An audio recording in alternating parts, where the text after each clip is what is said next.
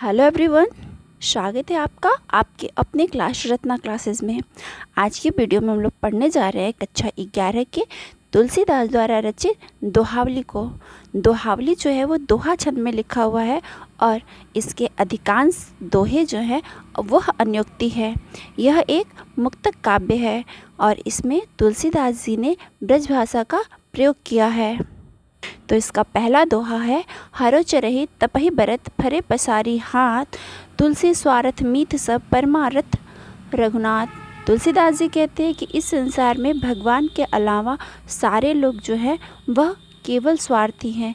और वो कहते हैं हरो चर, यानी वृक्ष जब हरा होता है तो पशु जो है उसे चरते हैं, तपहि बरत, और जब वो सूख जाता है तो मनुष्य उसे जला करके तापता है, अर्थात हाथ सेकता है।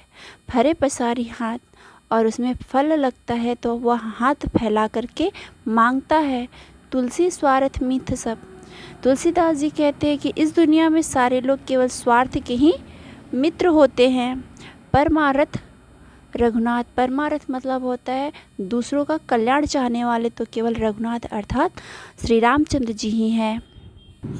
अगले दोहे में है, मान राखिबो मांगिबो पियसो नित नौ नेह, तुलसी तीनों तब फबे जो चातक मति लेव। इस दोहे में तुलसीदास जी जो हैं वह चातक को प्रेम का आदर्श मानते हैं और उसी के लिए कहते हैं मान राखिबो अर्थात सम्मान रखना, मांगना, पियसो नित नव नेहु, नेहु मतलब होता है प्रेम, नौ मतलब नया, नित मतलब सदैव, पियसो मतलब प्रियतम से।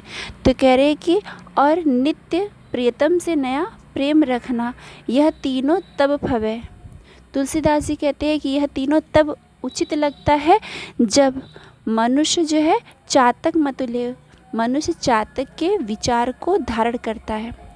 अर्थात चातक पक्षी जो है वह स्वाति नक्षत्र से प्रेम करता है तो वह उसका सम्मान रखता है। अर्थात जब तक स्वाति नक्षत्र नहीं आता है तब तक वह जल को ग्रहण नहीं करता है।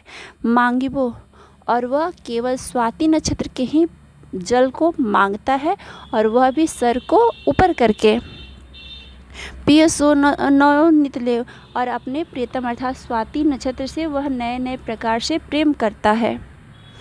अगला है, नहीं जाचत नहीं संग्रही शीस नाई नहीं ले, ऐसे मानी मांग है को बारूद बिन देह।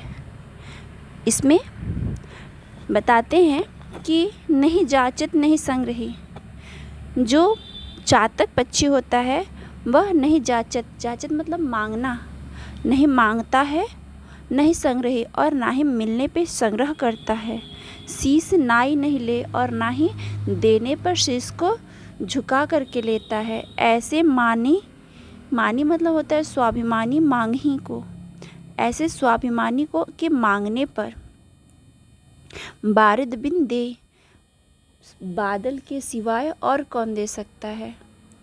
और इसका दूसरा अर्थ है कि जो मांगता नहीं है और मिलने पर संग्रह अर्थात इकट्ठा नहीं करता है और ना ही कभी दूसरों द्वारा दिए हुए वस्तु को सर झुका करके लेता है, ऐसे स्वाभिमानी मनुष्य को परमात्मा के सिवाय और कौन दे सकता है।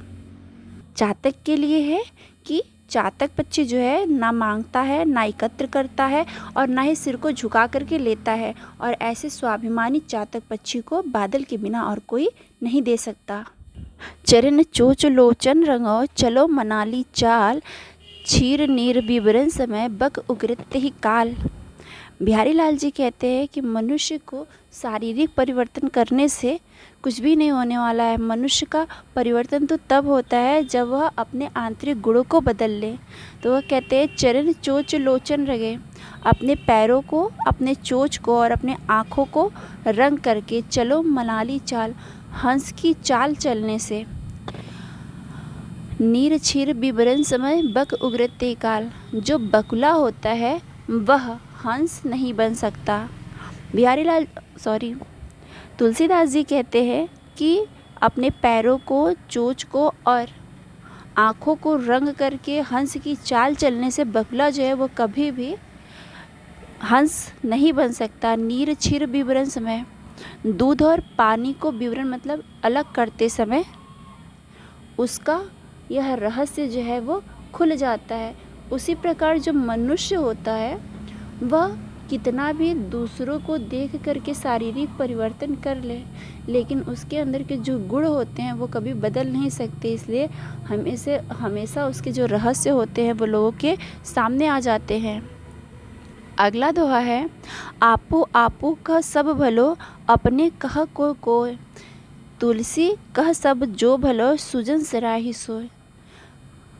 तुलसीदास जी कहते हैं कि इस दुनिया में आपो आपो अपना अपना भला कहने वाले लोग जो है वो सब हैं। तुलसीदास जी कहते हैं कि इस दुनिया में भगवान से अपनी भलाई की प्रार्थना करने वाले लोग तो बहुत हैं, अपन कहे कोई कोई। कुछ लोग ऐसे होते हैं जो अपने साथ साथ दूसरों की भी भलाई चाहते हैं। तुलसी सब कहे जो भलो, तुलसीदास जी कहते हैं किंतु वह व्यक्ति जो सबका भला मनाता है, भला चाहता है, ऐसे मनुष्य का सुजन सराही सो। ऐसे मनुष्यों की सुजन यानी कि जो सज्जन पुरुष होते हैं, सराही मतलब सराहना करते हैं। अगला दोहा है, ग्रह भेषज जल पवन पट, पाई कुजोग सुजोग, होय कुवस्तु सुवस्तु जग, लखे सुलक्षण लोग। ग्रह अर्थात 9 ग्रह, भेषज मतलब होता है औषधि, जल पवन मानी वायु, पट मतलब कपड़ा। कह रहे कि ग्रह औषधि, जल, हवा और कपड़ा, कुजोग और सुजोग। अर्थात कुजोग मतलब होता है बुरा योग और या कुत्संग कह सकते हैं। सुजोग मतलब होता है सुयोग यानी सत्संग। तो कह रहे हैं तुलसीदास जी की ग्रह, दवा, जल, हवा और कपड़ा जो है वह बुरी संगत को पा करके कुवस्तु यानी बुरी वस्तु बन जाती है, और अच्छी संगत को पा करके इस संसार में अच्छी वस्तु बन जाती है। ऐसा इस संसार के लखई सुलक्षण लोग, ऐसा इस संसार के जो विद्वान होते हैं वह कहते हैं, अर्थात वही इस बात को जानते हैं। तुलसीदास जी कहते हैं कि ग्रह, दवा, जल, हवा, कपड़ा बुरी संगत को पा करके इस संसार में बुरी वस्तु बन जाती है, और अच्छी संगत पा करके इस संसार में अच्छी वस्तु बन जाती है। ऐसा इस संसार के विद्वान लोग जो हैं वह कहते हैं या जानते हैं।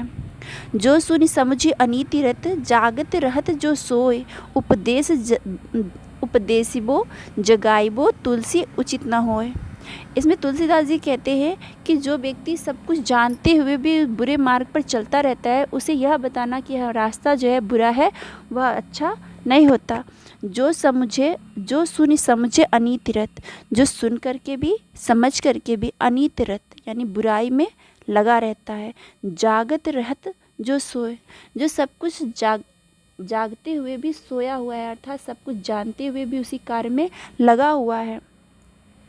ऐसे मनुष्य को उपदेश देना, जगाइबो जगाना, अर्थात ऐसे व्यक्ति को जगाना और समझाना जो है तुलसी उचित ना हो। तुलसीदास का मत है यह उचित या अच्छा नहीं होता।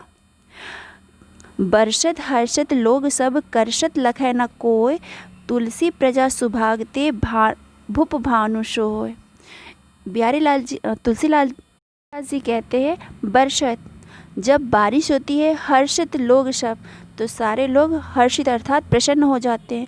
करसत लखे न कोय, किंतु जब वह कर के रूप में लेता है, लखे न कोई नहीं देखता है। तुलसी प्रजा सुभागत, तुलसीदास जी कहते हैं कि ऐसा सौभाग्यशाली प्रजा को ही भूप भानु शो होय, भानु अर्थात सूर्य जैसा राजा प्राप्त होता है। अब इसका अर्थ देखिए हम अच्छे समझ लेते हैं। तुलसीदास जी कहते हैं कि जब जो सूर्य होता है वह कर के रूप में जल को ग्रहण करता है तो कोई नहीं देखता है, किंतु जब वह हमें उस बारिश के रूप में उस पानी को देता है, बरसता है, तो लोग जो है वह प्रसन्न हो जाते हैं। उसी प्रकार इस संसार में जो राजा होते हैं वह कर के रूप में हमसे जब लेते हैं तो कोई नहीं देखता, लेकिन जब वह हमें देते हैं तो लोग जो है वो प्रसन्न हो जाते हैं। ऐसा राजा तो सौभाग्यशाली मनुष्य को ही प्राप्त होता है। फिर से देखिए, कहते हैं कि जब कर के रूप में हमसे ग्रहण करते हैं तो कोई नहीं देखता, किंतु जब वह बारिश के रूप में हमें वापस करते हैं तो उसे देख करके सारे लोग प्रसन्न हो जाते हैं। तुलसीदास के अनुसार ऐसा सूर्य जैसा राजा जो है वो सौभाग्यशाली प्रजा को ही प्राप्त होता है। मंत्री गुरु और वैद्य जो प्रिय बोले भय आस, राज धर्म तन तीन का हो गई बेगी नाश। तुलसीदास जी कहते हैं कि इस संसार में मंत्री गुरु और वैद्य जो भय आस अर्थात भय के कारण डर से प्रिय बोलते हैं, तो मंत्री के द्वारा राज्य नष्ट हो जाता है, गुरु के द्वारा धर्म नष्ट हो जाता है और वैद्य के द्वारा तन अर्थात शरीर जो है वेगी नाश जल्द ही नष्ट हो जाता है।